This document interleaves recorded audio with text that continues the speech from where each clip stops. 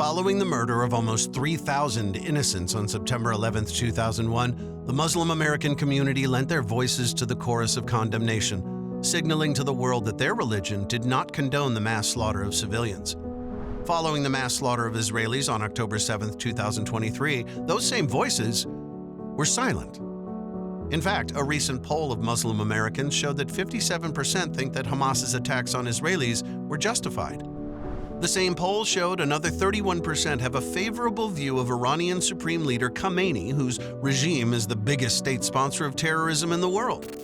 Sadly, an exhaustive search for influential Muslim opponents of Hamas yields barely a trace of opposition. Thus far, only a single imam based in the U.S. has denounced Hamas. Most Muslim American organizations and leaders have either endorsed Hamas or have dodged the topic, carefully avoiding any mention of Hamas while fixating only on grievances against Israel. Only one small organization, the American Islamic Forum for Democracy, led by congressional candidate Dr. Zuhdi Jasser, fully condemned Hamas and supported Israel's right to defend itself. And the only major Muslim American organization to respond to Hamas's attacks by explicitly stating that it stands against Hamas's targeting of civilians is the Muslim Public Affairs Council, which it did while placing blame upon Israel for the attacks.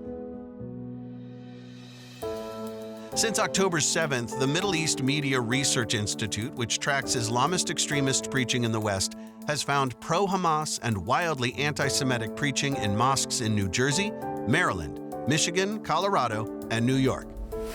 Is it too much to ask for Muslim American leaders to help protect innocent life by denouncing Hamas and its jaw-droppingly barbaric attacks?